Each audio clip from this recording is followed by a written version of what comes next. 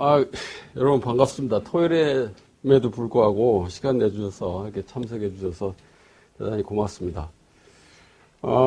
사실 아까 최승로 원장님께서 말씀하신 것처럼 이 책이 거의 한 98년인가 나왔으니까 한 20년 전에 원래는 그 출판이 됐었어요. 그런데 이게 이제 거의 품절이 되고, 그리고 이게 보니까 몇 사람이 그 전에 저한테 허락을 얻어서 그냥 자기들끼리 카피해서 막 돌려서 보고 막 그러더라고. 그러면서 계속 저보고 다시 이거 좀 발간하면 좋겠다고 그래서 이제 그동안에는 제가 다른 거 하느라고 좀 바쁘고 그래도 책을 손을 못 봤습니다. 그러다가 이제 올 초에 이걸 다시 발간을 하면 좋겠다고 좀 생각이 돼서 한번 떠들어 봤는데, 뭐 예전에 그 번역해서 그런 건지 좀 제가 느끼기에 거슬린 부분이 굉장히 많아요. 그래서 이거 다시 처음부터 다시 해야 되겠다 해가지고 문장 하나하나를 다 다시 했고, 그 다음에 아까 말씀드린 것처럼 이번 건은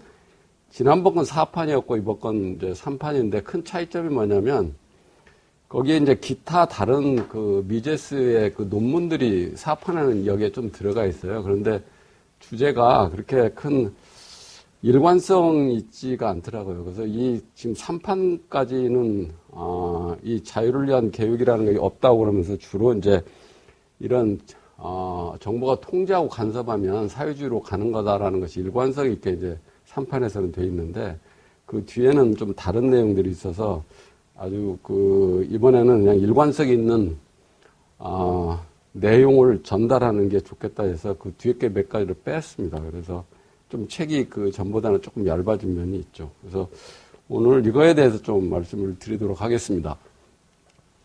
먼저 이 미제스의 그 양력을 보면 1881년에 오스트리아 렘베르그에서 출생을 했고요. 그리고 1973년인데 잘못 써 있네요.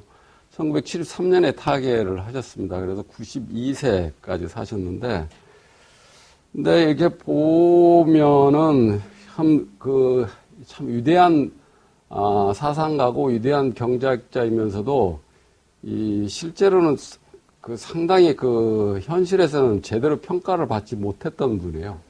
그래서 그 이유가 이제 독일인이라고 그래서 특히 이제 이 논문이나 책 같은 것을 좀 독일어를 쓰고 이래서 미국에서 이게 제대로 평가를 받지 못해 면이 컸던 것 같습니다. 그래서 헨리 헤즐릭 같은 사람은 아마 전 모든 경제학자 중에서 노벨 경제학상을 줄 사람 한 사람을 꼽으라고 그러면 미제스다 이렇게 할 정도로 이제 극찬을 하는 분입니다. 그래서 여기서 보시다시피 여기 보면 1906년에 그 박사학위를 받고 그다음에 1909년부터 1934년까지 빈에 있는 상무성에서 경제공무원으로 근무를 했고, 그리고 빈 대학에서 강사를 했어요. 근데 결국 교수는 못 됐습니다. 그리고 이제 그 빈 대학에서 강의를 하면서 이때 이제 자기 사설 개인 세미나를 이제 개설을 해서 운영을 했는데, 그때 참여한 사람들이 바로 유명한 하이에크입니다. 하이에크, 모겐스턴, 하벌러드. 그리고 1926년에 이제 경기변동연구소를 설립을 했었고요. 그리고 1934년에 이제 나치 정권이 들어서니까 스위스 제네바로 이주를 합니다. 그때 여기서 이제 스위스에 있는 제네바에 있는 국제대학원 교수가 되는데, 이때도 월급이나 이런 걸 별로 받지 못하는 그런 이 포지션이었습니다. 그리고 나서 이제 1940년에 이제 미국으로 건너갔죠. 그리고 미국 건너가서도 이게 미국에서 잘 안 알려져 있었기 때문에, 그래서 제대로 월급을 받는 이런 직장을 구하지를 못해요. 그리고 그러다가 이제 1945년에서부터 1969년까지 이제 뉴욕 대학에서 비지팅 프로페서로만 역임을 했습니다. 그래서 이때 이제 똑같이 빈에서 하던 개인 세미나를 개설을 했는데, 그때 참여했던 유명한 사람이 바로 이 커즈너하고 로스바드, 이런 분들이. 그러다가 1973년에 이제 타결을 하셨죠. 그래서 연구 업적을 가장 중요한 것들만 이렇게 뽑았는데 가장 중요한 것이 1912년에 바로 이게 화폐의 신용이 이루어졌는데 이게 진짜 굉장히 이따가 또 설명을 드리겠지만 화폐 이론에 있어서는 거의 획기적인 겁니다. 그리고 이제 그 다음에 유명한 게 바로 이 사회주의 국가에서의 경제적 계산. 여기에서 사회주의는 반드시 망할 수밖에 없다라는 걸 아주 논리적으로 이게 예언을 한 거죠. 그리고 사실 그리고 미제스 말대로 실제로 사회주의가 몰락을 했고요. 그리고 이제 1922년에 나온 게 사회주의, 그리고 1927년에 이제 자유주의. 이 사회주의라는 책이 영어로 번역을 되면서부터 이제 그것도 영어로 번역된 게 1935년인가 6년인가 그래요. 그러니까 굉장히 늦게 된 거죠. 그래서 그때서야 비로소 미국에 좀 알려지게 됩니다. 이 사회주의.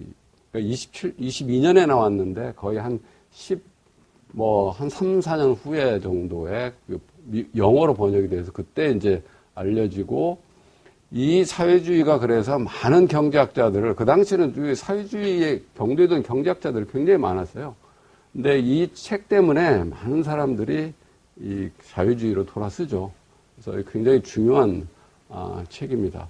그리고 이제 자유주의가 1927년에 나왔는데 사실 오늘 제가 말씀드리려고 하는 자유를 위한 계획, 여기에 상당 부분은 이 자유주의라는 이 책에 근거하고 있습니다. 그래서 그걸 바탕으로 해서 사실 저희가 이제 중간중간에 논문도 쓰고 강연하고 이런 것들을 모아놓은 게 지금 오늘 말씀드리려고 하는 자유를 위한 계획입니다.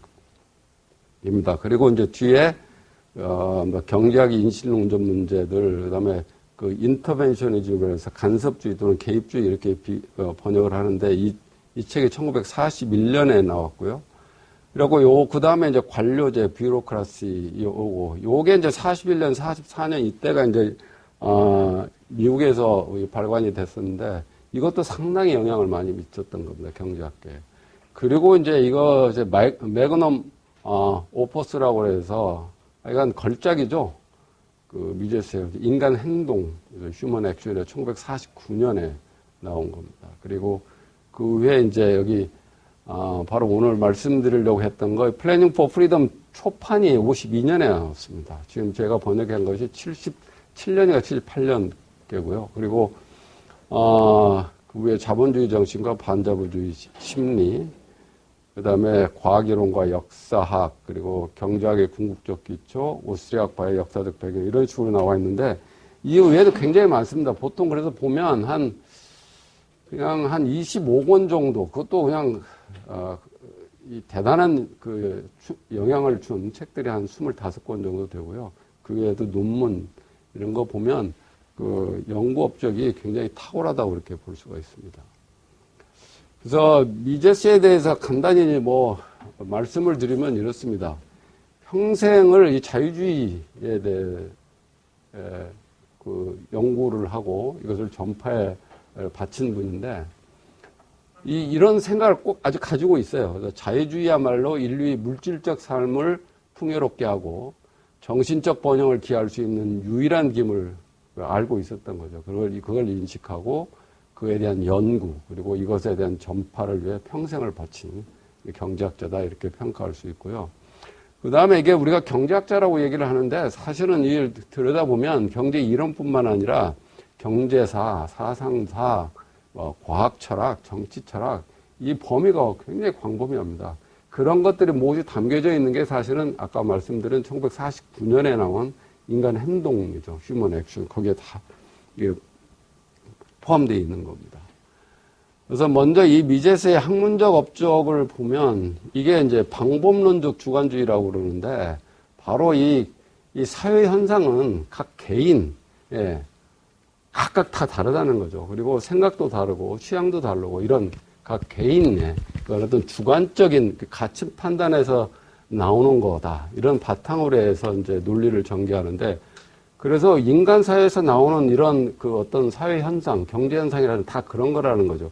그래서 아주 철저하게 이 수식을 이용한다라든가 모델링 해가지고 이 경제 현상을 설명하는 것은 이건 잘못됐다라고 이렇게 얘기를 하는 겁니다. 그래서 이게 바로 이제 이 인간들이 모여 사는 사회는 자연과학적 방법으로는 설명할 수 없다. 이렇게 얘기를 하는 거죠. 그 다음에 바로 이제 사회주의 경제개선 불가능성이라는 건데, 이제 이것도 이제 우리 그 자유를 위한 개혁은 없다라는 책에 이제 중간중간에 많이 나옵니다. 이 얘기가. 근데, 이게 이제 논리적으로 이렇게 한 게 아니고 중간중간에 옛날에 썼던 책을 가지고 이제 설명하다 보니까 이게 잘 안 나와서 제가 제일 뒤에 해제에 대해 이걸 좀 설명을 했어요. 왜 그러냐면, 사회주의는, 국가에서는 이 생산 요소, 그러니까 자본재, 생산재, 이것에 대한 소유권이 없습니다. 소비재는 있을 수가 있어요. 내가 갖고 있을게. 그렇기 때문에 자기 생산자의 가격이 없기 때문에 이거에 대해서 이걸 가지고 어떻게 생산을 해야 되는지 이거에 대한 소위 말해서 이 방법을 가질 수가 없다는 거예요. 그렇기 때문에 필연적으로 이것은 재화 또는 그 자원이 낭비될 수밖에 없고 그래서 이게 망할 수밖에 없다. 이렇게 얘기하는 게 바로 이 사회주의 경제 계산 불가능성입니다. 그러니까 우리가 어떤 의사결정을 할 때 소비자도 마찬가지고 생산자도 마찬가지고 의사결정을 할 때 뭔가 기준이 있어야 되는데 이제 그게 가장 중요한 것이 가격이라는 거죠. 가격. 쉽게 설명을 하면 소비자 입장에서는 이게 한 5,000원, 이게 한 2,000원 하면 내 포켓에 2,000원 한 거하고 2,000원하고 비교를 한다는 거죠. 그래서 내 포켓에 있는 2,000원이 더 가치가 있다고 하면 이건 사 먹지를 않는 거고 요것이 더 가치가 있다고 생각하면 사 먹고 이렇게 소비자 의사결정을 한다는 거예요. 그 다음에 마찬가지죠. 어떤 생산자가 어떤 제품을 생산할 때 그 제품의 가격뿐만 아니라 거기에 들어간 생산 요소를 이렇게 다 비교를 해봐가지고 그리고 나서 내가 어떻게 생산을 해야 되겠다라는 걸 결정을 해야 된다는 겁니다. 예를 들어서 이것을 뭐 반짝반짝하는 금으로도 만들 수가 있는데 이걸 왜 안 만드느냐는 거죠. 왜냐하면 이 가격에 비해서 금값이 너무 비싸기 때문에 금으로는 이 생산 요소를 사용하면 안 된다라는 생각을 생산자가 갖고 이거 플라스틱으로 해야 되겠다. 아니면 또 다른 뭐 종이로 해야 되겠다. 이런 생각을 갖는다는 거예요. 그래서 그렇게 해서 가격이 있어야만 어떻게 내가 생산을 해야 되겠다라는 그런 계산이 쓴다는 거예요. 그런데 사회주의에서는 이런 거에 대한 이 사적 소유가 없기 때문에 교환이 안 되는 거죠. 그러다 보면 가격이 안 생기고 그러다 보면 그 생산자가 생산 결정을 어떻게 할 줄을 모른다는 거예요. 그러니까는 그냥 정부 지시에 대해서 만든다 보니만 엉터리 제품을 만들고 소비자가 원하는 제품도 만들지를 않고 그러다 보니까 이게 완전히 아무리 자원이 많은 국가라도 그게 낭비가 되면은 그 나라는 경제가 쇠퇴할 수밖에 없고 망할 수밖에 없다. 이제 그런 얘기거든요. 그래서 이게 그래서 굉장히 미제스에서 빼놓을 수 없는 공헌이라고 이렇게 생각이 듭니다. 그 다음에 중요한 것이 이제 화폐인데 이 화폐에 대해서 그야말로 지금 요새도 마찬가지입니다. 과거에는 어떻게 했느냐면 이 화폐라는 것이 이론이라는 것이 애그리게이션 즉 집계 변수를 가지고 경제 현상을 설명하려고 그러는 겁니다. 그러니까 대표적인 것이 PC의 교환 방정식인데 MV equals to PY 이렇게 해서 그런 이렇게 통화량이 증가를 하게 되면 물가가 오른다. 단순히 이제 그런 것만 하고 있었던 거죠. 화폐에서는. 근데 이 미제스는 아까도 말씀드렸거든요. 주로 이 사회 현상이라는 것이 개인의 주관적인 가치 판단에 써야 되는 거기 때문에 거시 현상도 똑같다. 그랑 거기에서 벗어나면 안 된다. 그래서 이 거시 경제 형상도 바로 이 주관주의, 개인의 그 주관주의에 입각해서 해야 된다. 그렇게 해서 이 개별 행동에 기초한 이 미시경제 방법 분석을 화폐에다도 적용합니다. 이 최초입니다. 그 후로 지금 현대 거시경제에서도 소위 마이크로 파운데이션 매크로 에코노믹스라는 그런 것들이 이제 요새 하고 있는데 그것을 맨 처음에 얘기한 게 미제스예요.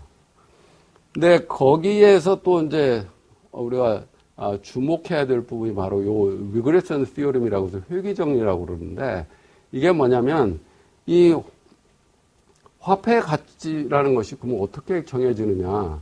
즉 화폐라는 건 그렇거든요. 왜냐하면 화폐라는 건 단순히 교환의 매개체이기 때문에 우리가 생산재도 아니고 소비재도 아니기 때문에 무슨 가치가 있는 게 아니에요, 사실은.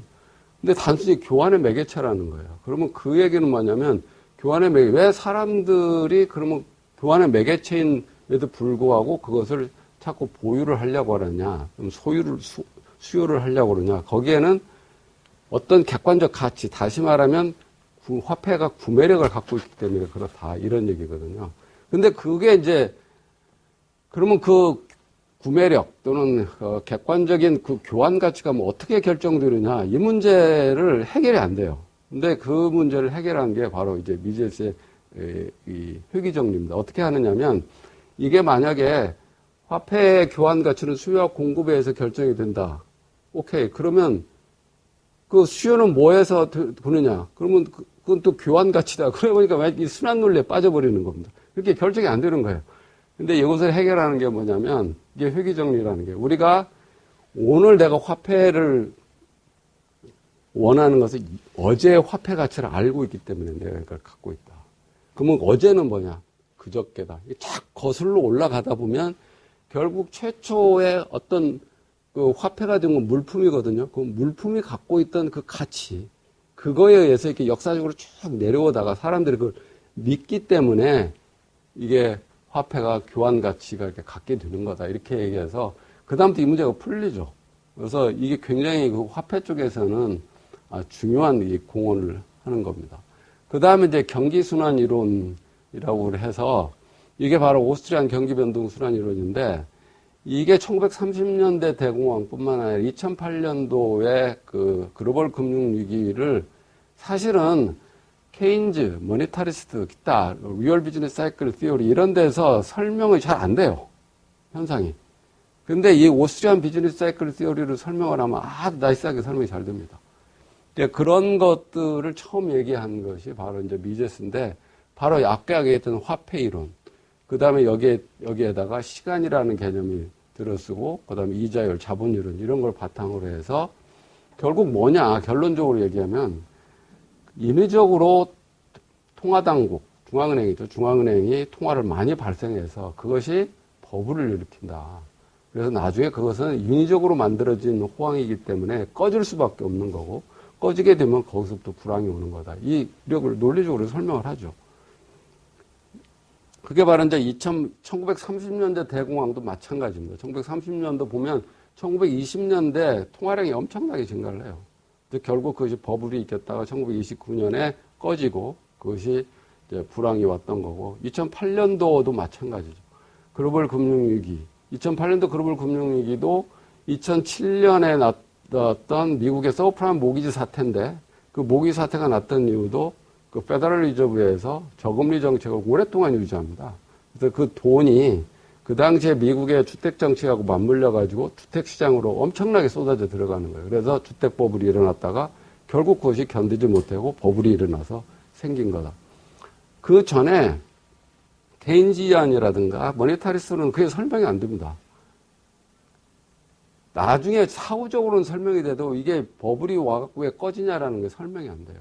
근데 그 오스트리안 비즈니스 사이클 시오리를 가지고 있으면 이 호황이 왜 생기고 불황이 왜 생기는가 이런 것들이 아주 나이스하게 설명이 되죠. 그래서 그런 점에서 굉장히 공헌이 많았다고 우리가 평가를 할 수가 있고요. 그 다음에 이제 기업가의 역할을 굉장히 중요시합니다. 지금 현재 우리가 신고전학파 이론에서 가장 큰 문제가 뭐냐면 바로 이 기업이라는 것은 기업과 기업가가 별로 없어요. 그냥 소위 이유는 수입 마이너스 비용이다 이렇게 해가지고 계산식 하나로 끝내요. 그러다 보니까 뭐 기업의 역할이라든가 뭐 이런 게 별로 없습니다. 거기에는. 근데 여기에서 미제스가 얘기하는 것은 기업과 기업가가 생기는 것은 우리 세상이라는 것이 확실성의 세계가 아니고 불확실성의 세계다. 그렇기 때문에 우리가 앞을 잘 모르는데 그러면 기업가라는 건 뭐냐? 남이 보지 못하는 어떤 미지의 세계, 이거에 대한 예측, 그거에 의해서, 그 다음에 그것이 예측이 맞으면 이윤을 얻는 거고, 그렇지 않으면 손해를 보는 거고, 그러다, 이렇게 얘기하는 겁니다. 그래서 불확실한 상업세계에서 미지 이윤의 기회를 찾아 나서는 사람, 이것을 기업가라고 정의를 하죠. 그래서 실제로 보면, 기업가들이 실제로는 그렇거든요. 근데 지금 현재 경제학 이론에는 이게 담아 있지를 않아요. 그래서 이런 점에서 굉장히, 이 고언이 있는 거고, 그래서 이제 기업가가 사실상 시장 경제를 역동적으로 주도하는 주체다, 이렇게 얘기를 하고. 그 다음에 이제 경쟁이라는 개념입니다. 경쟁이라는 개념을, 우리가 보통 경쟁이라는 개념을 많은 사람들이 이걸 잘못 이해를 하고 있는 거죠. 약육강식의 뭐 사회라든가 정글의 법칙이 난무하는 사회. 이제 이렇게 얘기하는데, 그것은 바로 이 동물 세계의 경쟁, 이 biological competition 하고 인간 사회의 경쟁을 구분을 못하기 때문에 그런 거다. 그래서 이 미제스는 인간 사회의 경쟁하고 동물 세계의 경쟁이 다르다고 얘기를 합니다. 그래서 동물 세계의 경쟁이라는 것은 바로 동물들이 주어진 자원에서 주어진 자원을 서로 갖기 위해서 차지하기 위한 어떤 그 다툼. 그렇기 때문에 여기에서는 죽고 사는 문제라는 거예요. 죽고 사는. 이 패배한 사람은 그냥 폐기되어버리고 그러는데, 인간 세계의 경쟁이라는 건 교환학적 경쟁이라고 그러는 겁니다. 다시 말하면, 이 인간 세계에서 경쟁이라는 것은 내가, 제공하는 어떤 서비스를 하는데, 상대방보다 더 나은 서비스를 제공하려고 한다는 거죠. 일종의, 그러니까는, 라이벌 관계라는 거예요. 라이벌 관계. 그러니까, 내가 재화를 소비자에게 제공하는데 상대방보다 더 나은 위치에 있으려고 하는 게. 이게 사실 그렇잖아요. 사람들이. 근데 그런 것이, 인간 세계의 경쟁인데, 그걸 통해서 오히려 서로 협동을 하게 된다. 자원이 더 효율적으로 사용된다. 이런 얘기입니다. 그래서 바로 분업을 통한 협조적인 관계를 나타나는 거다. 그래서 인간 세계의 경쟁이라는 것은 동물 세계의 경쟁이 아니라 이건 교환학적 경쟁이다. 이렇게 얘기를 하고, 이거 바로 이제 아담 스미스가 얘기하는 분업은 서로 이게 이익이다라는 것에 대한 확장이죠.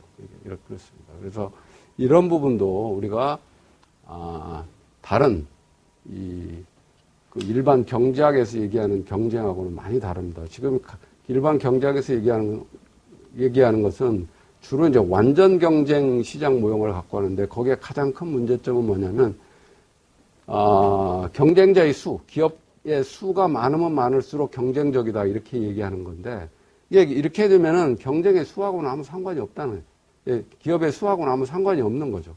근데 그런 개념은 뭐냐면, 경쟁이라는 걸 정태적으로 보는 거예요. 근데 이것은 뭐냐면 동태적으로 보는 거죠. 계속. 그러다 보니까 경쟁에 있어서 기업의 수하고는 아무 상관없고, 그러니까 우리가 실제로 현실에서도 보잖아요. 보면 아주 경쟁적인 산업을 들여다보면 그냥 몇 개의 기업이 경쟁하는 거예요. 사실. 많고 적은 게 중요한 게 아니라. 바로 이런 얘기죠. 그게 다시 말하면 이게 동태적이고 다이내믹하게 보는 경쟁의 개념입니다. 자, 여기까지 해서 기본적으로 이제 그 미제스의 생각을 이제 쭉 알아두시면 책 읽는데 좀 편할 것 같아서 제가 이제 말씀을 드리는 거고, 그래서 이렇게 한 13장으로 구성이 되어 있고요. 그 다음에 부록으로는 이제 미제스에 대한 이제 평가들, 거기 그런 것들이 한 3개가 실려 있습니다. 그 다음에 아까 제가 말씀드린 해제는 이제 제가 만든 거고요. 우선 전체적으로 이 책의 내용을 보시면 이렇습니다. 그 당시에 이 책이 처음 나온 게 1952년이고, 그때 사실은 그 강연 내용이라든가 논문을 쓴 거 뭐 40년, 뭐 이때 쓴 것들이에요. 근데 그때 그 내용들을 보면, 그때 이제 미국 사회가 전후에 뭐 완전히 이 두 진영으로 갈라집니다. 공산주의하고 이 자유주의하고 이 적대적인 진영으로 이거 갈라지는데, 그때 나왔던 여러 가지 경제 문제들이 있어요. 그런 것들을 쭉 다루고 있고요. 그 다음에 그러면서 계속 유럽처럼 이제 좌경화 자꾸 되고 있으니까 이거에 대한 이제 우려도 하고 경고도 하고 이제 그런 내용이고요. 그 다음에 그래서 이제 시작이 이 자유를 위한 계획은 사회주의로 가는 길이다. 이렇게 하면서 이제 설명을 하면서 이제 시작을 하죠. 그러다가 뒤에 가서 이제 바로 이제 케인즈 이론을 비판하는데, 케인즈 이론이 이제 신용 팽창은 돌을 빵으로 만드는 기적을 만든다. 실제로 이제 케인즈가 이 얘기를 한 걸 가지고 이제 비판을 하고, 그 다음에 이제 인플레이션, 가격 통제, 연금, 이윤과 손실, 임금 실업 이런 것들에 대해서 이제 얘기를 하고요.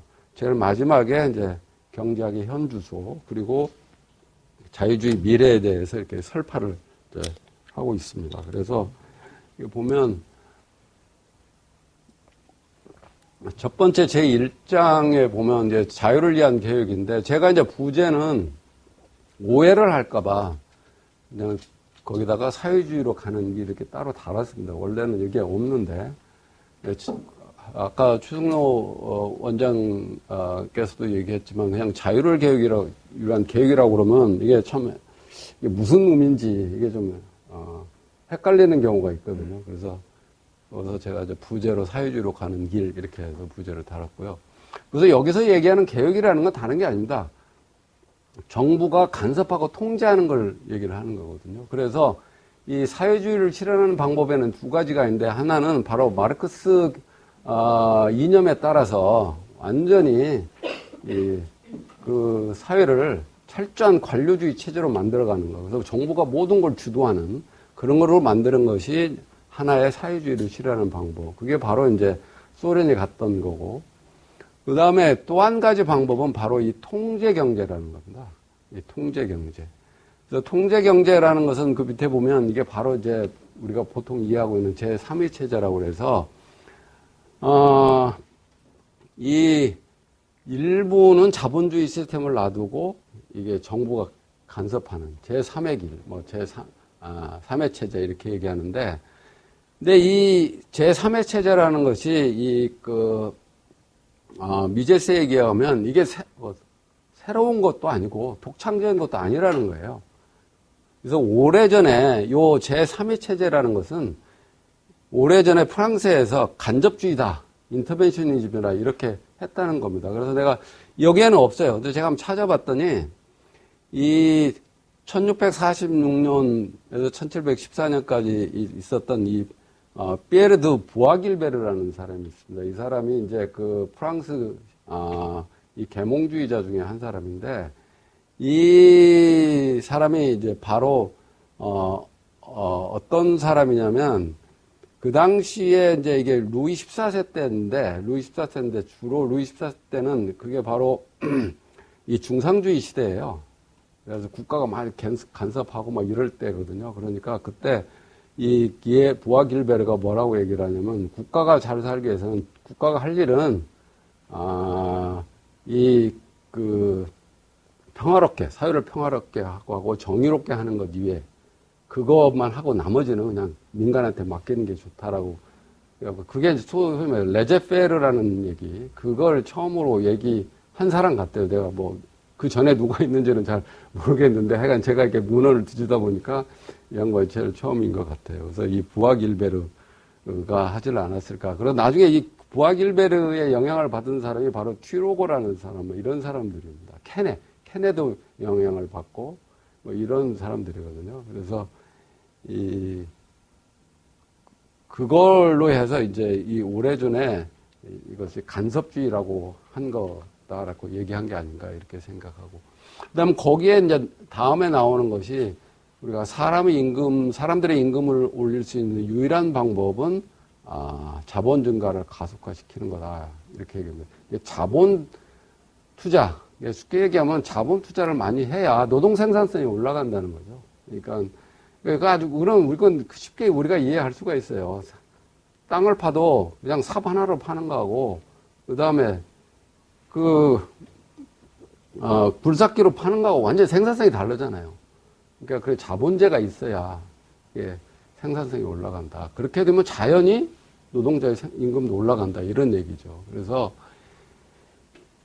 이 사람들의 임금이 올릴 수 있는 방법은 그래서 자본 투자가 증가해야 되는데, 그러면 정부가 여기서 해야 될 일은 뭐냐? 이게 바로 이거죠. 새로운 자본의 점진적 축적과 생산 기술의 개선의 방법을 위한 이런 제도 장치를 마련하는 겁니다. 이거 이외에는 할 게 없다라는 거예요, 정부가. 이건 바로 이제 이따가도 나오겠지만 우리한테 시사하는 바가 굉장히 크죠. 이게 바로 이게 소득주도 성장하고는 정반대 얘기거든요. 그 다음에 나오는 것이 간섭주의가 불황의 원인이다. 그 당시에 이제 불황이 자꾸 나오는 것이 이 정부가 자꾸 간섭하기 때문에 불황이 오는 거다. 특히 신용 팽창, 돈을 푼다고 해서 경제가 살아나는 게 아니고 오히려 이게 불황을 초래하는 거다. 이 바로 요 얘기입니다. 그래서 일시적으로 신용 팽창을 하면 경기는 살아나지만 결국에 나중에 이것이 불황을 초래한다는 얘기고, 그 다음에 이제 여기 또 한 가지 바로 요거죠. 요거. 이 계속 지속적으로 대량 실업이 지속되는 이유는 바로 시장이 정한 수준 이상으로 인위적으로 임금을 높여버렸을 때 이것이 이제 실업을 야기하고 이것이 계속 유지가 된다는 겁니다. 이게 바로 우리로 얘기하면 최저임금을 확 올려버리니까 임금이 실업이 증가한다는 거하고 딱 일맥상통하는 얘기입니다. 그 다음에 아까 얘기하는 그러니까 손실과 이윤의 이제 사회적 기능인데 이게 바로 이제 기업가의 기능과 이제 연결이 되는 부분입니다. 그래서 사실은 이 소득과 부의 불평등은 이 자본주의 핵심이라고 그러는데 제가 볼 때는 자본주의 핵심이 아니라 인간사회 핵심인 것 같아요. 이건 어쩔 수 없는 문제인데 그런데 진보주의자들은 이것이 자꾸 부당하다고 평등하게 만든다는 거죠. 그래서 이윤이라는 걸 다 자꾸 부정을 하고 이러는데 만약에 이윤을 없애게 되면은 결국 이렇다는 얘기죠. 소비자의 주권이 없어진다. 왜 그러냐면 아까도 제가 잠깐 말씀을 드렸지만 기업가가 이윤을 하는 이유는 자기가 어떤 제품을 만들어내거든요. 그 다음에 이 제품을 소비자가 사줘야만 이윤이 생겨요. 안 사주면 이윤이 안 생기는 거예요. 그렇기 때문에 결국에 만약 이윤이라는 걸 없애게 되면 소비자가 할 일이 없어진다는 거죠. 할 일이. 그래서 그렇게 하기 때문에 그런 과정에서 바로 이윤과 손실은 물질적인 생산 요소, 우리가 가지고 있는 아주 희귀한 자원, 희소한 자원을 가장 생산적인, 효율적인 기업에게 그 통제권을 넘기는 장치다. 왜냐하면 잘못한 사람한테는 물론 소비자를 만족시키는 제품을 만들지 못하는 제품은 물건을 안 팔리니까 자연히 손실을 보고 그냥 퇴출당하는 거예요. 뭐 그 얘기는 거꾸로 얘기를 하면 우리 희소한 자원을 우리를 만족시켜주는 당신이 사용하세요라는 거나 똑같은 얘기거든요. 그런 얘기입니다. 그래서 이제 이윤과 손실이라는 것을 우리는 아주 기계적으로 생각하는데 바로 그렇지 않다는 거예요. 결국 이윤과 손실을 만들어주는 것도 소비자가 한다는 겁니다. 소비자가. 그렇기 때문에 아까 그 기업가 역할도 제가 하고 연결시켜서 말씀을 드리면 기업가가 그 소비자가 어떻게 될 건가, 어떻게 행동할 건가, 어떻게 수요를 할 건가, 이걸 예측을 한다는 거죠. 그래서 예측을 해서 거기에 따라서 제품을 만들게 되면 그래서 그 예측이 맞으면 이윤을 얻는 거고 그렇지 않으면 손실을 보는 거다. 이런 얘기입니다. 그리고 이제 결론적으로 그 일장에서 이제 얘기하는 게 그래서 가난한 사람을 위하는 건 뭐냐? 시장 경제다 이런 얘기입니다. 그래서 바로 이 완전 고용, 실질 임금 상승, 서민의 높은 수준을 이룰 수 있는 유일한 수단은 바로 민간 주도하고 자유기업이 이루는 시장 경제 체제다 이렇게 얘기를 하는 겁니다. 그 다음에 이제 중도주의 끝이라고 그래서 바로 이제 제3의 체제,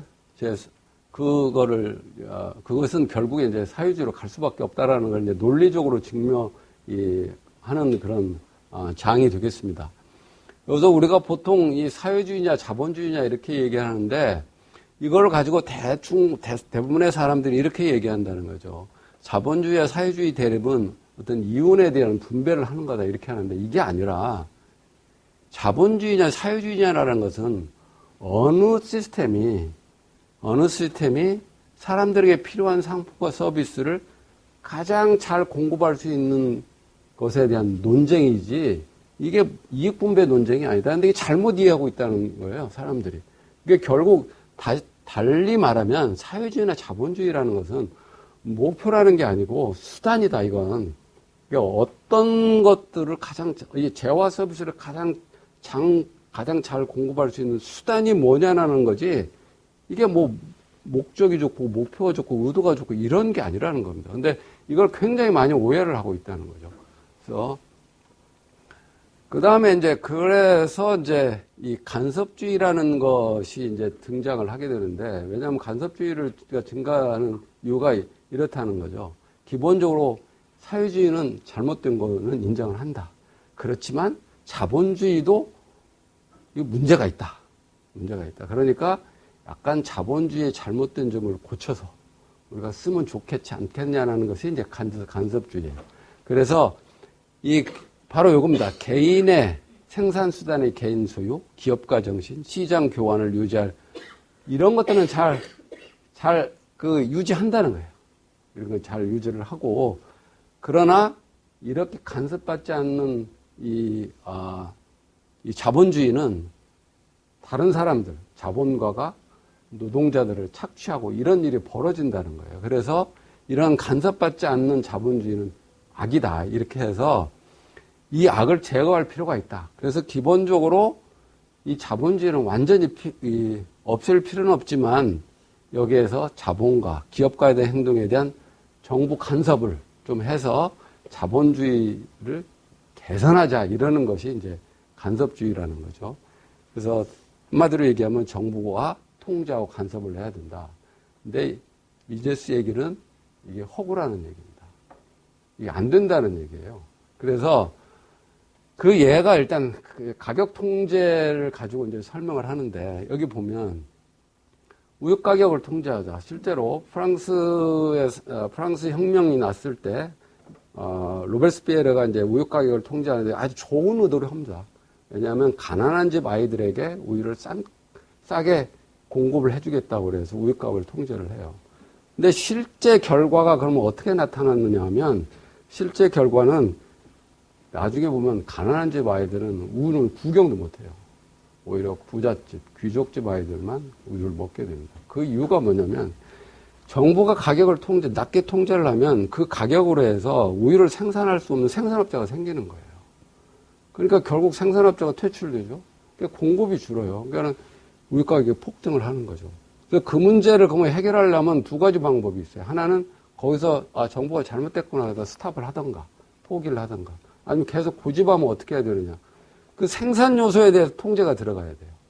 그러면 똑같이 우유에서 문제가 생겼듯이 그 생산 요소 시장에서 문제가 생깁니다.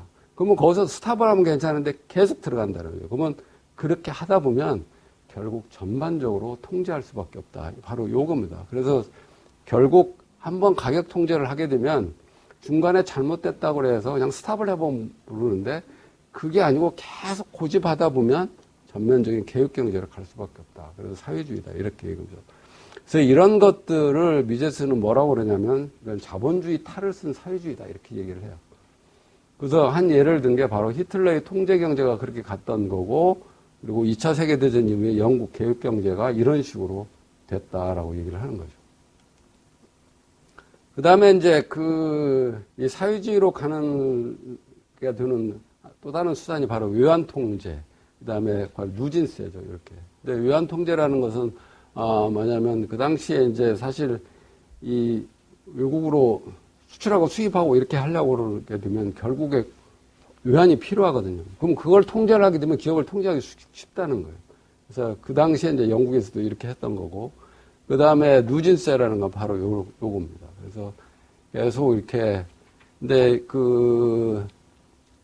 누진세를 주장하고 하는 이 저변에는 바로 이런 생각이 갖고 있다는 거예요. 부유층의 소득과 부는 그냥 자유롭게 뜯어낼 수 있다. 뭐 이런 생각을 갖고 있다는 겁니다. 그런데 바로 이런 사람들이 뭘 간과하고 있느냐면 바로 이 소득세로 걷어주고 있는 많은 부분이, 이런 사람들은 대부분 이건 돈 많은 사람들이 뭐 사치제를 산다든가 이런 걸 소비하는 걸로만 생각하는데 그렇지 않다. 많은 부분은 오히려 저축되고 투자된다라는 거예요. 그래서 이런 건 아마 계속 그 당시에 소득세가 인상되고 있는 영국 상황, 이것 때문에 그 우려를 했던 걸로 보입니다. 이제 그러면서 이제 결국 이렇게 가면 사회주의라는 것이 이제 될 수가 있는데, 근데 이것을 사회주의가 그러면 이대로 가는 걸 그냥 가만 두고 보겠느냐 그런 얘기 아니고, 이 사회주의는 도래는 피할 수 없는 건 아니다. 우리가 노력하면 된다라는 얘기죠. 그래서 이제 조금 이따가 또 나오겠지만 바로 이 마르크스는 바로 헤겔의 그 역사주의에 따라서 반드시 사회주의가 온다. 이런 생각을 갖고 있다는 거죠. 근데 이것은 그냥 자기 생각이고 어떤 증거도 없고 자의적인 추측이라는 거예요. 그래서 그렇다고 그러면 이 전체적인 사회주의를, 도래를 막는 길은 뭐냐? 이건 철저한 이념의 변화 뿐이다. 이렇게 얘기를 하는 거예요. 그러면 바로 이제 제가 이제 인용했는데 바로 이 부분입니다. 우리에게 필요한 것은 사회주의도, 이거 좀 빠졌네. 사회주의도 공산주의도 아니고 오늘날 우리에게 부를 가져다 준 그 제도, 자본주의 시장 경제죠. 그 제도를 적극적으로 지지하는 것 뿐이다. 그러니까 결국 우리가 적극적으로 이 자본주의 시장 경제를 지지를 해야만 사회주의로 가는 이런 추세를 막을 수 있다. 뭐 나중에 또 얘기가 나오긴 합니다. 그 다음에 세 번째 장이 이제 바로 불간섭주의인가 독재인가. 원래 이 불간섭주의라는 것은 원문에는 레제페르 나와 있어요. 근데 대체로 보면 우리는 보면 자유방임 이렇게 번역을 하는데, 이것은 사실 우리 여기 김희석 박사님이 계셔서 이 김희석 박사님이 이제 이 용어를 불간섭주의로 하는 게 좋겠다라고 제안을 했던 부분에 대해 그걸 받아들여서 이렇게 바꿔놓은 겁니다. 왜냐하면 자유방임이라고 하는 인식이 안 좋아요. 그래서 이걸 불간섭주의로 이렇게 했던 겁니다. 그래서 이게 바로 이제 불간섭주의라는 용어, 결국 자유주의라는 것은 이제 불간섭주의하고 연결이 되는 건데, 이 용어를 처음에 아까 얘기한 대로 여기 18세기 프랑스의 계몽주의자들, 이런 사람들이 썼던 용어죠. 구르네이, 케네, 튀르고, 미라보. 아까 이제 부하 길베르도 마찬가지고.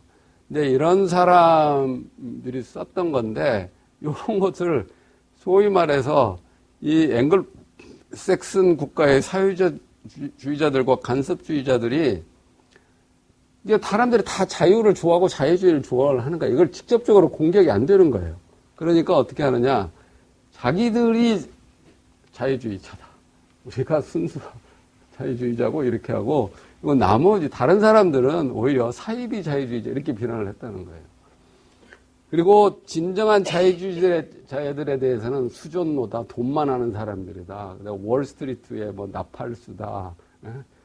소위 말해서 월스트리트의 앞잡이다, 이런 얘기 했죠. 그리고 반동주의자다. 이러한 것들로 이제 별칭을 사용하는데, 우리나라에서 지금 계속 신자유주의도 사실 이거 연장선입니다. 제가 볼 때는.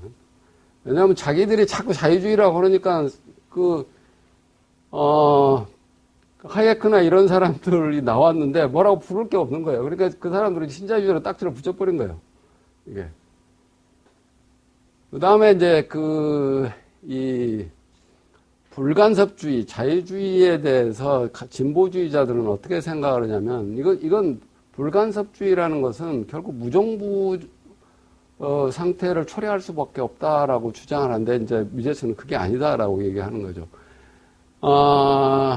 그러니까 불간섭주의가 바로 이 무정부주의들. 그러면 그 얘기는 뭐냐면 아무것도 하지 말라. 이제 이렇게 걸로 인식을 하는데, 불간섭주의라는 건 그런 게 아니다. 이게.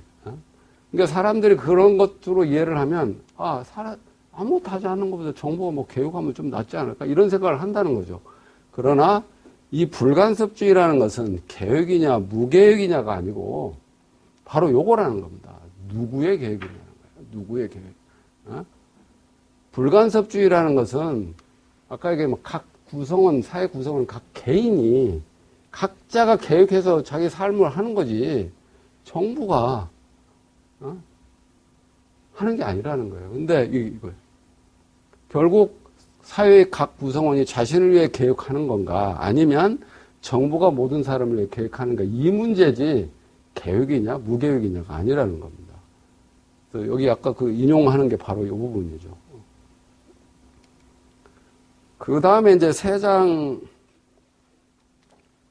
네 번째 장에 가면 이제 케인즈 이론을 이제 비판을 합니다. 그래서 거기서 보면 이제 사회주의자들은 보통 자본주의를 사회주의로 대체하면 이렇게 얘기를 하죠. 모든 사람의 필요에 따라 줄 수가 있다. 그렇게 하려고 하는데 자원이 있어야 되잖아요. 없으면 어떻게 하냐? 바로 돈 풀어서 한다 이거죠. 돈 풀어가지고. 요거 돈 풀어서 막. 사실은 이 얘기를 한 사람이 바로 요 실비오 게젤이라는 사람이라는 겁니다. 근데 이 실비오 게젤이라고 그래서 돈을 풀어서 해결한다고 이런 것은 당시에 대부분의 경제학자들은 이걸 받아들이는 이론이 아니었어요. 그래서 이런 인플레이션주의자와 확정주의들 학설을 인정하지 않고 다만 정치인들한테는 인기가 있는 거예요. 그래서 이게 이때 벌어졌던 대표적인 게 바로 이제 프랑스의 루이 15세 때 일어났던 잔로가 통화량을 엄청나게 발행해가지고 미시퍼블이 일어났던 게 대표적인 이제 우리가 역사적인 사례거든요. 근데 요거. 그래서 이 정부한테는 인기가 있을지만은 학자들한테는 별로 이게 받아들이지는 이론이 아니었고, 그래서 만약 이런 얘기를 하는 사람은 바로 요거라는 겁니다. 이건 완전히 모니터리 크랭크, 완전히 통합팽창 맹신자. 조금 더 이제 거친 말로 하면 또라이라는 얘기예요, 이게. 그런 식으로 이제 취급을 받았는데, 이게 이제 케인즈가 나서가지고, 요걸 주창을 했다는 거예요, 요걸. 그래서, 바로 이제 존 실비오 게젤의 학설을 아주 공개적으로 지지한 사람이 케인즈다. 그래서 바로 내는 그 에비던스로 제시하는 게 바로 이겁니다. 1943년 4월 8일 영국 정문가십니다. Paper of the British Export라는 거에 이 신용 팽창은 도를 빵으로 만드는 기적을 일으킨다. 이것이 케인즈가 얘기했다는 겁니다. 그 후에 이제 쭉 케인즈에 대해서 설명을 하는데 5장과 연결이 돼서 바로 5장을 넘어가서 제가 그냥 말씀을 드리겠습니다. 이 케인즈의 일반 이론을 보면 어디서부터 시작을 하냐면 세이의 소위 말 세이 법칙을 부정하는 것부터 시작합니다. 그 일반 이론을 보게 되면 세이의 법칙이라는 건 케인즈가 이해하기를 그래요. 케인즈가 세이의 법칙은 공급은 그 스스로 수요를 창조한다, 이렇게 창출한다, 이렇게 얘기를 해서 이것은 잘못됐다. 왜냐하면 이 말 그 자체를 그대로 보면 이거는 완전 고용이에요. 물건이 만들어내면 그냥 팔린다는 얘기거든요. 물건이 그냥 팔린다. 그러니까 항상 완전 고용이다. 그런데 현실에서 보면 그렇지 않지 않느냐, 이렇게 얘기를 하는 거예요. 그래서 세이의 법칙이 잘못됐다고 얘기를 하는 거예요. 그러나 세이의 법칙은, 세이는 실제로는 이런 얘기 안 했습니다. 세이는 뭐라고 그랬냐면, 그걸 뭐 좀 복잡한데 간단하게 표현하면 이래요. XJ 공급은 YJ 수요를 창출한다는 거예요. XJ 공급은 YJ 공급을 창출한다. 그러니까 어떤 사람이 내가 농사져서 뭘 얻으면 그걸로 다른 재화, 우리 가족이 생활할 수 있는 다른 재화를 구입할 수 있는 그게 생긴다 이 얘기예요. 근데 이걸 완전히 애그리게이션 하려다 보니까 이런 무리를 한 거죠. 그러니까 XJ, YJ 이런 거 하고 저거 또 동일한 걸로 보고, 이제 만약 이대로 한다면 뭐로 나오냐면, XJ 공급은 XJ 수요를 창출한다로 돼버리는 거예요. 근데, 세이는 이렇게 얘기를 하지는 않았거든요.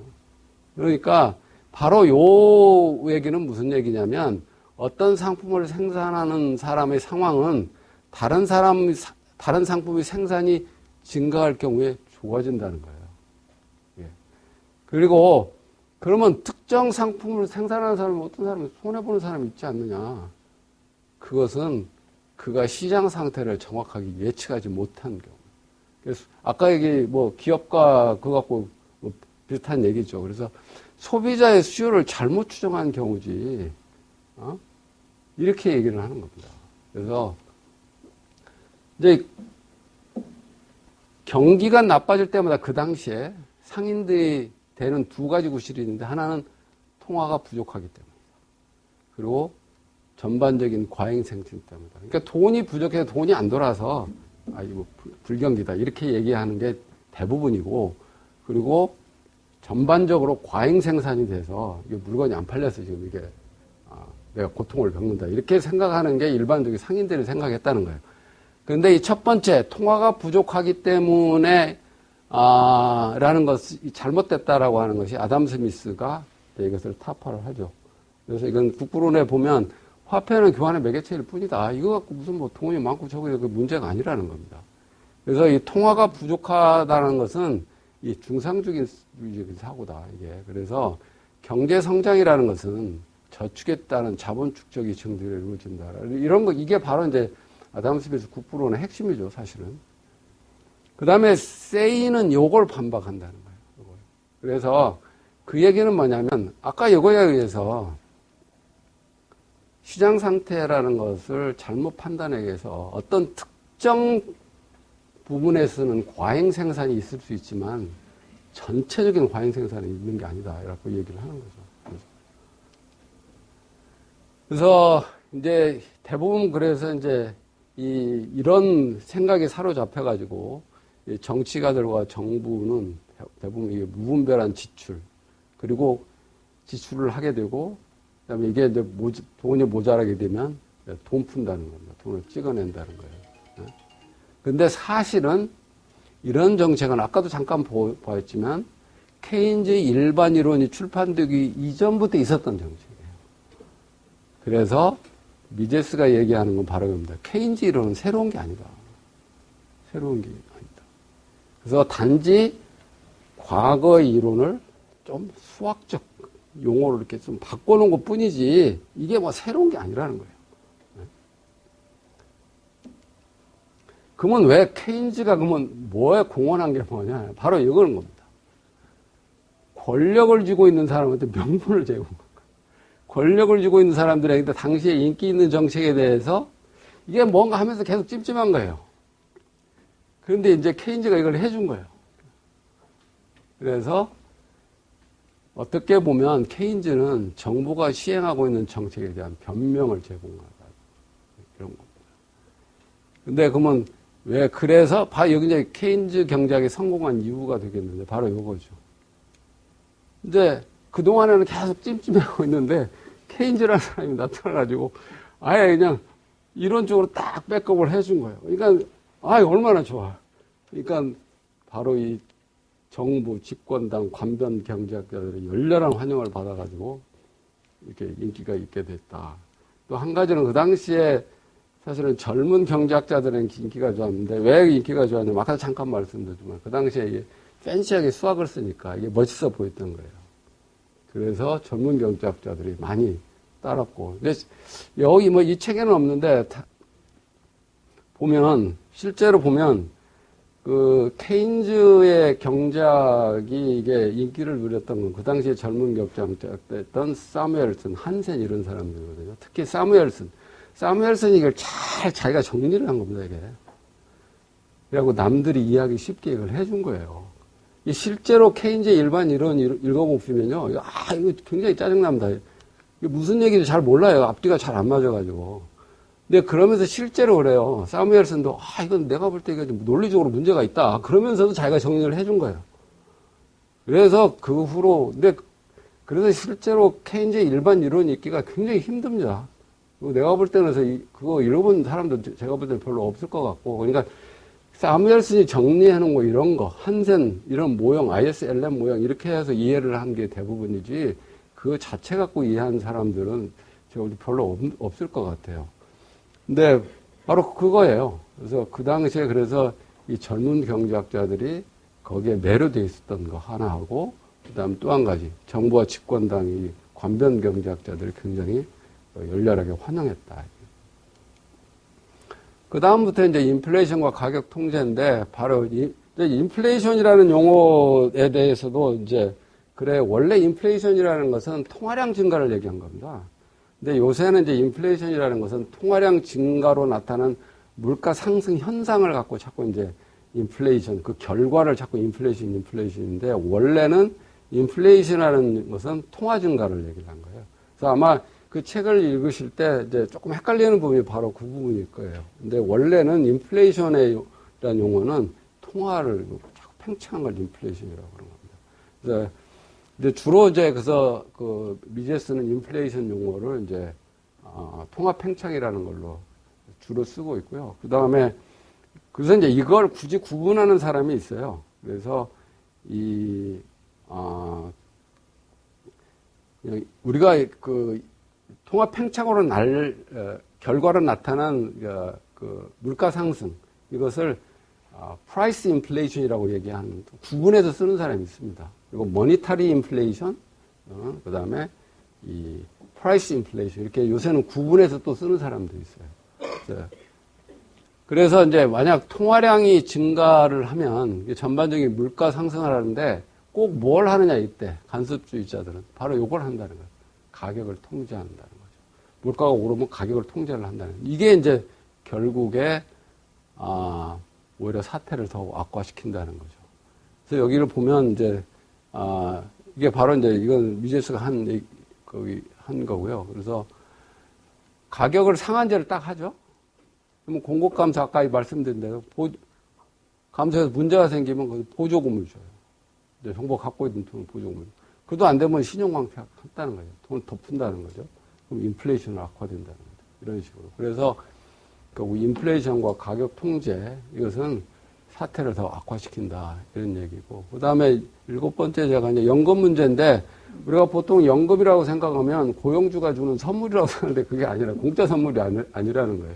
이건 보이지 않는 임금 인상이다. 임금 인상 부분은 어떻게 해서 주는 거지, 이게, 공짜로 주는 선물이 아니다.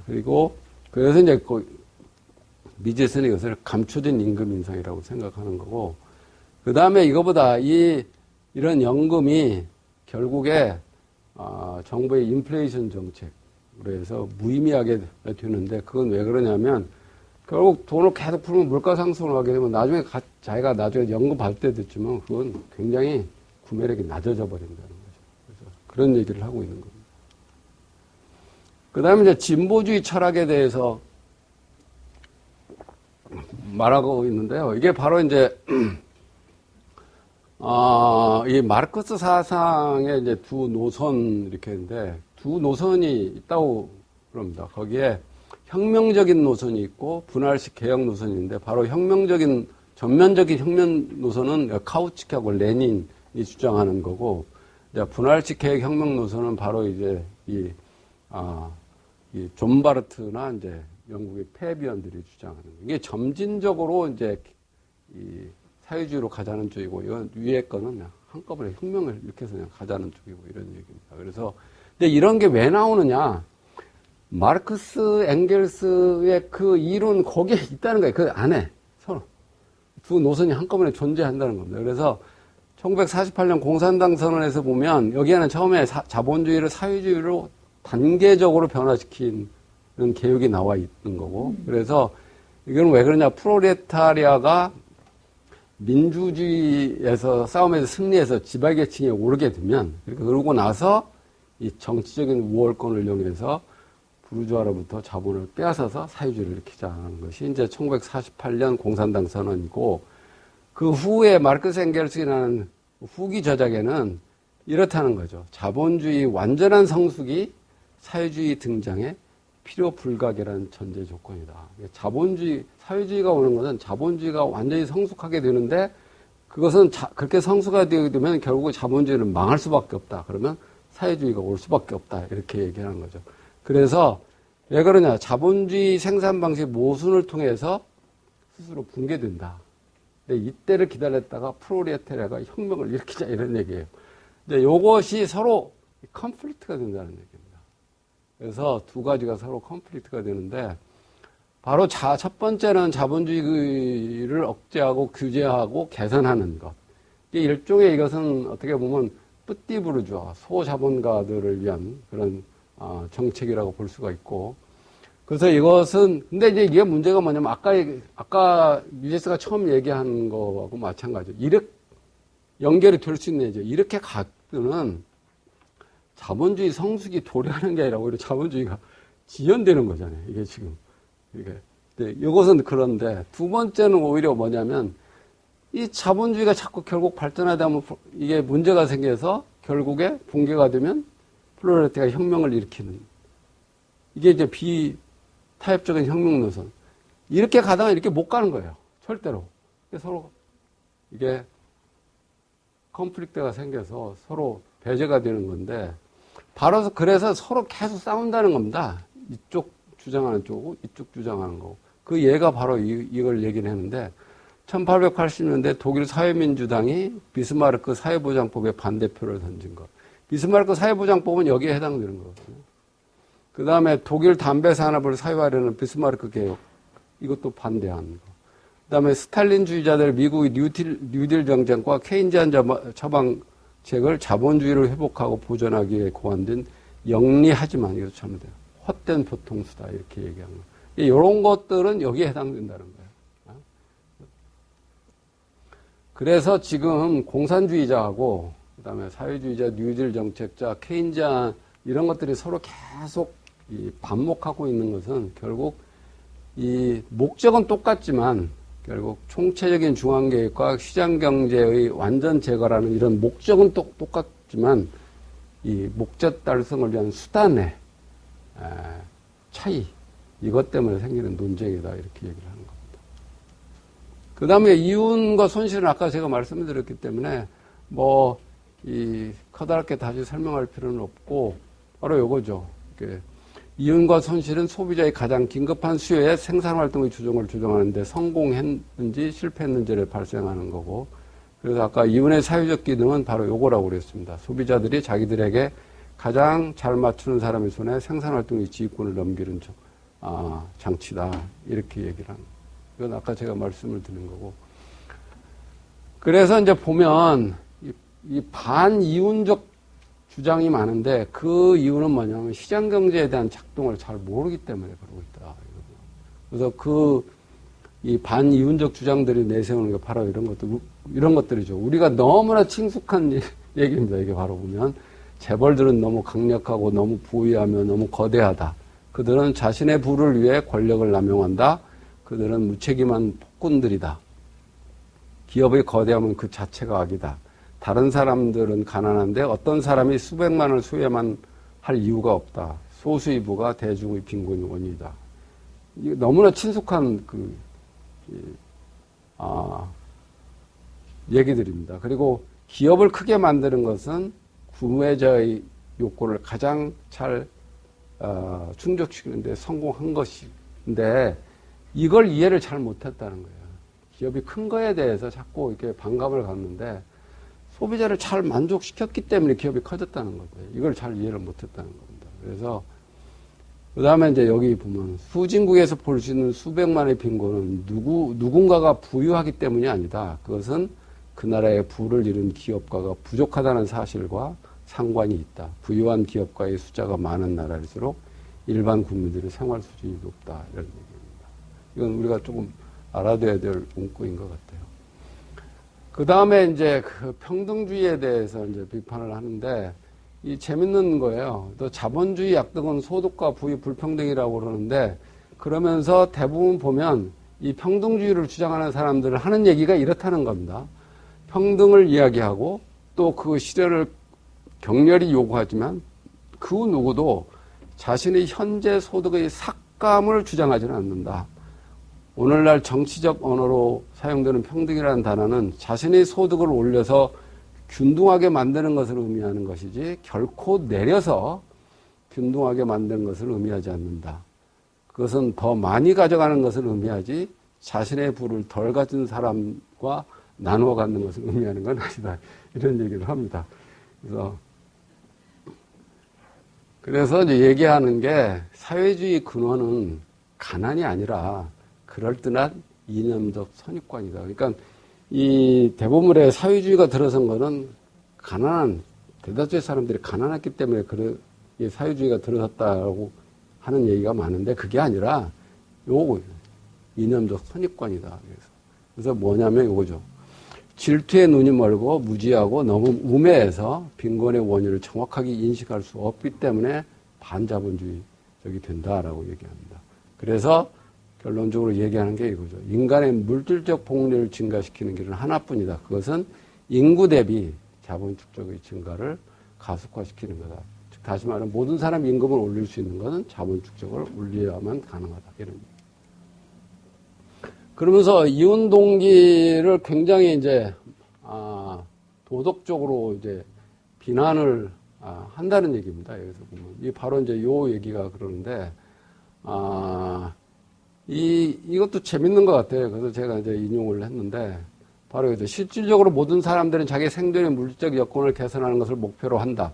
농부, 노동자, 점원, 교사, 의사, 목사 그 밖의 모든 직업에 종사하는 사람들이 가능한 한 많이 버는 데에 대해서는 여론은 적대적이지 않다. 그러나 기업가나 자본가는 탐욕적이라고 비난한다. 소비자들은 기업이 제공하는 모든 재화는 아무런 양심이 가책도 없이 즐기면서 제품을 제공한 사람들의 이기심을 날카롭게 비난한다.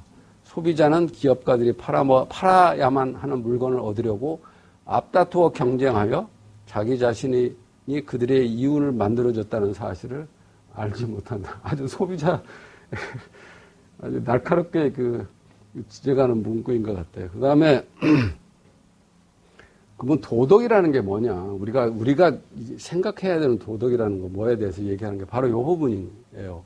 도덕적으로 옳고 그런 것에 대한 기준은 다른 게 아니고, 바로 이 사회적 협동에 대한 행동으로 발생한 효과라는 얘기입니다. 그래서 가설적이고 고립되고 자급자족하는 개인의 행동함에 있어서 자기 자신의 행복 위에는 어떤 것도 고려할 필요가 없을 것이다. 사회적 인간은 모든 행동에서 사회적 협동 시스템의 원활한 작동을 위태롭게 할 행동을 하지 말아야 된다. 바로 이제 하나의 시민으로서는 다른 사람들의 방해해주는 행위, 피해주는 행위를 하지 않는 것이 도덕이다. 이렇게 얘기하는 부분입니다.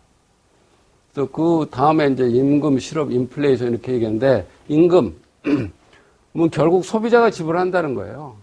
결국. 왜냐면 많이 팔리면 그럼 거기에서 기업의 소득이 올라오면 임금이 올라가니까 결국 이 노동자의 임금은 소비자가 지불하는 거다. 이런 얘기고.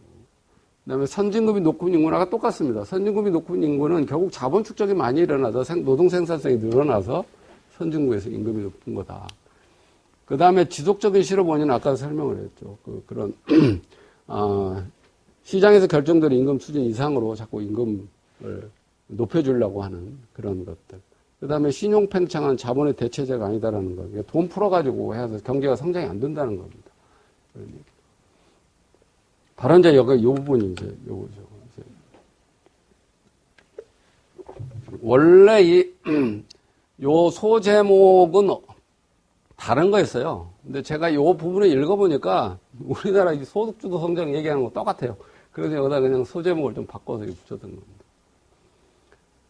그래서 보면, 결국 여기 보면, 그들은 임금을 인상하고 실업자들에 대한 혜택을 늘리고 새로운 공공사업을 착수하는 방법으로 임금 소득자의 손에 더 많은 돈을 쥐어주면 노동자들이 더 많이 소비할 수 있게 되고 그 결과 기업을 자극해서 경제를 불황해서 호황으로 전환시킬 것이라고 주장한다. 이게 바로 우리 소득주도 성장이거든요. 쫙 얘기하는 게. 근데 이렇게 안 된다는 거죠. 결국 이것은 재앙을 불러온다는 얘기인데. 그 다음에 아까 얘기하는 거, 결국 같은 얘기예요. 아까 신용팽창은 자본주의 대체제도 아니고, 결국, 경제에 대해서 악영향만 끼치니까 함부로 통화를 발행하지 말아라. 그래서 건전한 통화 정책이 중요하다라고 얘기합니다. 그 다음에 11번째, 이제 경제학의 현주소인데, 바로 이 사회주의의 찬사를 보내는 지식인들이 그렇게 많았다는 겁니다, 미국에. 그래서 보면, 여기서 보면, 갈 길 잃은 경제학도 마찬가지고, 대부분 그래서, 이때 자유주의, 자기 자신을 포함했던 것도 같아요. 자유주의 생각을 갖고 있는 사람들이 경제학과 교수 되기가 그렇게 어려웠다는 거예요. 안 받아주고. 그래서 계속 배치요. 그래서, 이걸, 없앨 수 있는 방법은 이렇죠. 이 오늘날 사회주의와 간섭주의 주창자들이 누리고 있는 교수직의 진정한 경제학자에게도 똑같은 기회가 주어져야만 한다. 그 다음에 추세는 변할 수 있다라는 게, 지금 사회주의 추세로 계속 가는데 변할 수 있다라고 얘기하는 게 바로 이제 왜 지금 자꾸 이 추세 얘기하는 것을 따져 들어가다 보니까 이 바로 해겔주의하고 연결이 됐다는 거죠. 해겔주의라는 건 뭐냐면 역사의 모든 후기된 단계는 필연적으로 그 이전보다 더 완전하고 더 나은 상태가 된다는 것이 해겔주의고, 그건 왜 그러느냐? 이것은 무한한 사랑으로 신이 인류에게 정해준 궁극적 목표를 향해 나가는 것이기 때문이다. 그래서 결국에 우리 인간 사회는 더 나은 사회로 간다는 것이 이제 신이 그렇게 은혜를 베풀기 때문에 그렇다는 얘기입니다. 이것을 마르크스가 그대로 가져다가 사회주의는 자본주의보다 훨씬 나은 단계이기 때문에 반드시 온다 이렇게 얘기한다는 거예요. 이게. 그래서 또 이것을 많은 사람들이 이제 이것을 믿고 그러는데, 특히 아까 사회주의를 주장하는 사람들 이런 사람 그러는데, 미제스는 뭐라고 얘기를 하냐면 그렇지 않다라는 거예요. 이런 진화의 추세들은 변할 수 있으며 지금까지 거의 항상 변해왔다. 그러나 추세가 변했던 것은 이게 중요한 것 같아요. 오직 강한 반대에 만났기 때문이다. 그래서 힐레어 멜렉, 이 노예 상태라고 부르는 것, 이 책 제목이 그런 것 같아요. 향하는 일반적인 추세는 아무도 그 기본 도구마를 공격할 용기를 갖지 않으면 결코 역전되지 않을 것이다. 그래서 이 자본주의에 대한 강한 신념을 가지고 있어야 된다. 이런 얘기. 그리고 끝으로 이제 자유주의 미래에 대해서, 많은 사람들이 자유주의에 대해서 굉장히 비관적인데, 우리도 사실 마찬가지인 것 같아요. 우리 사회도.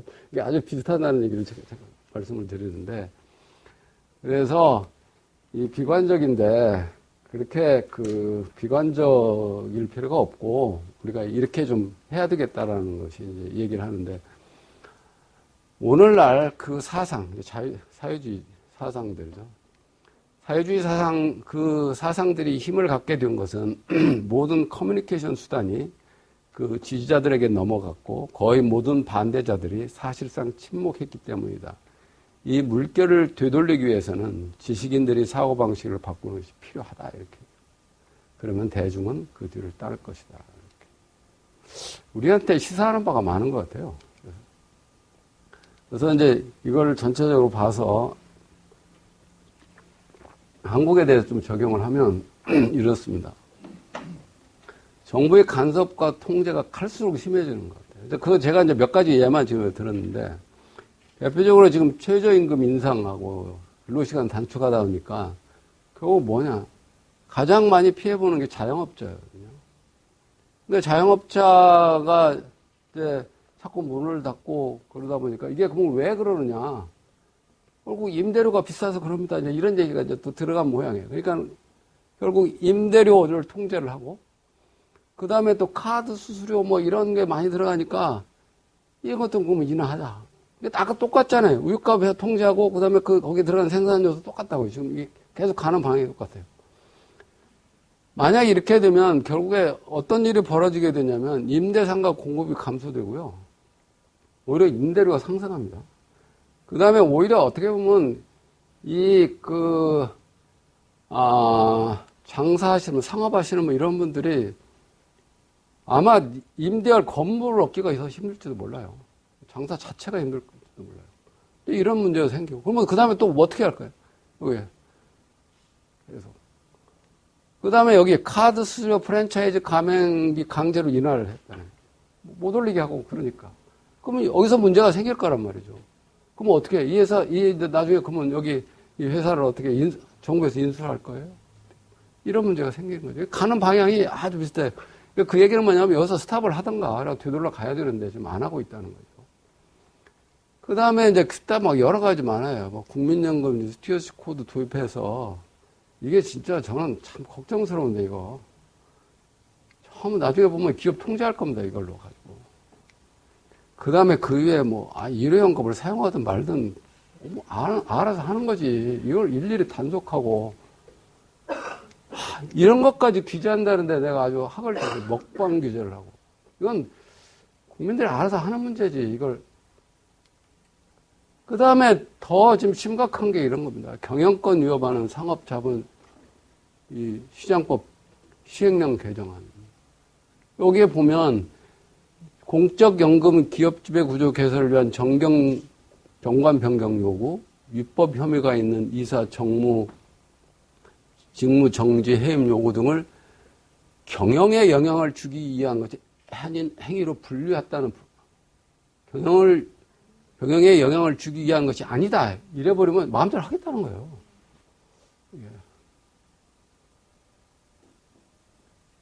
그 다음에 여기 대주주가 투자 결정했다가 실패할 경우 배임 등 이런 혐의로 경영권을 박탈할 가능성도 있어요. 그 다음에 여기 산업안전보건법 기타 경제 관련 법령을 보면 이건 진짜 심각합니다. 종업원이 또는 진짜 사장이 누구 얼굴도 모르는 종업원이 잘못했다. 대표이사가 처벌받아요. 법에. 이게 어떻게.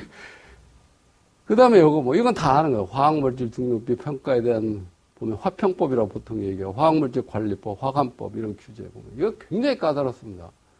지금 중소기업들 이것 때문에 이게 기준 맞추려고 그러면 상당 부분을 문 닫아야 돼요. 그래서 이렇게 보면, 이건 이제, 그래서 규제가 막 이런 거 굉장히 많다는 걸 우리가 알 수 있는데, 작년에 이제 한국경제연구원에서 나온 페이퍼를 잠깐 보니까 이거예요. 공정거래위원회 것만 제가 거기서 나온 거 봅니다. 공정거래위원회 보면, 거기에서 보면, 2014년에 강화된 게 20건, 완화된 게 7건입니다. 그래서 전체적으로 보면, 여기 보면, 이게 이제 합쳐놓은 건데, 오히려 강화된 게 더 많아요, 여기. 그래서 여기 보면 2014년에 완화된 거에 비해서 강화된 게 2.9배, 2015년에 2.4배, 2.3배, 2.4배, 올해 작년에 5배가 됐어요. 굉장히 강화된 거예요. 결국, 그 다음에 요거죠. 계속 정부 권력, 노조 권력이 계속 강화되는 거예요. 그래서 이런 거죠. 광주형 일자리. 여기에 보면 자기들이 잘 이렇게 하겠다고 만들어 놓고 사장을 누가 할치냐면 이런 사람 같다. 광주 글로벌 모터스를 만들어 놓고 박광대 전 광주시장에. 그러면 경영을 잘할 사람 갖다 앉혀놔야지. 정치가를 갖다 앉혀놓으면 어떻게 하겠다는 거예요. 그 다음에 요새 이게 민노총 보면 답답하죠. 김준표신가요? 그 양반 총리 인선을 하겠다고 하니까 적극적으로 반대하죠. 도대체 왜 민노총이 총리 인선까지 이렇게 반대하고 나서는지 이해가 잘 안 가는 부분입니다. 이런 부분이. 그 다음에 이게 최근에 난 뉴스인데 이거 보고 제가 학을 띄었어요. 현대차 생산난에서 유튜브 보면서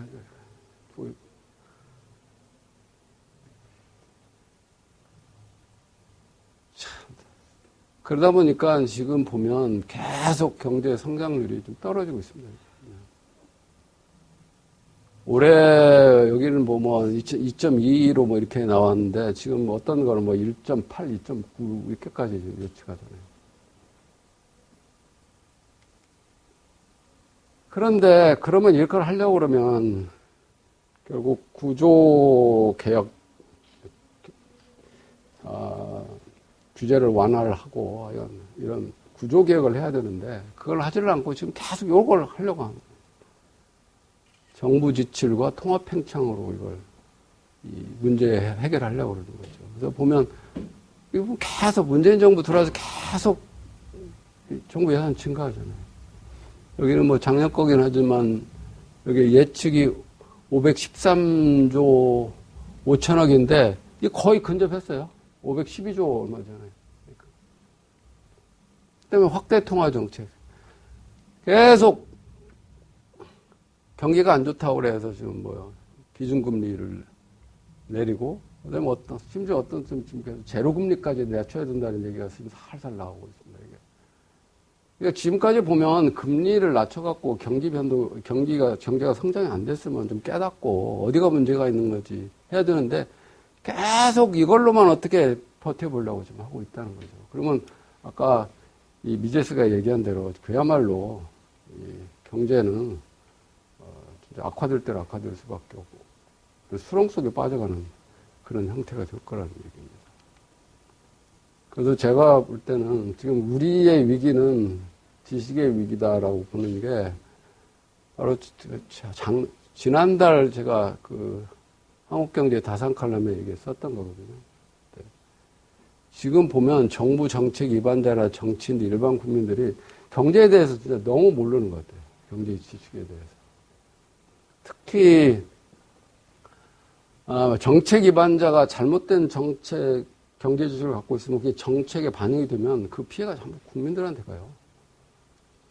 근데 문제는 일반 국민들이 그러면 그런 정치인들이라든가 이런 것들, 이런 데에 대해서 반대를 하고 또 그런 정치인들을 뽑아주지를 말고 그래야 되는데 그냥 아무 생각 없이 뽑아주고 그러다 보니 여기까지 오지 않았나 그런 생각이 듭니다. 그래서 제가 우리에게 필요한 것은 뭐냐면 결국 올바른 경제 지식인데 제가 보니까 헨리 해즐릿이 그 부록에 나와 있는데 제일 마지막에 했던 것이 우리 지금 사회에 대해서 얘기하는 게 아닌가 이런 생각이 그대로 인용해서 말씀드리겠습니다. 사회가 파멸로 다가가고 있다면 그 누구도 자신만의 안전한 탈출구를 찾을 수 없다. 그러므로 모든 사람은 자기의 이익을 위해서 지적 싸움에 스스로 적극적으로 뛰어들어야 한다. 누구도 무관심하게 방관할 수 없다. 모두의 이익이 그 결과에 달려있다. 그래서 우리가 철저하게 시장경제 이런 걸로 무장을 해야 되지 않을까 이런 생각이 듭니다. 여기까지 해서 제가 말씀을 마치도록 하겠습니다. 좀 오래 길게 말씀을 드렸는데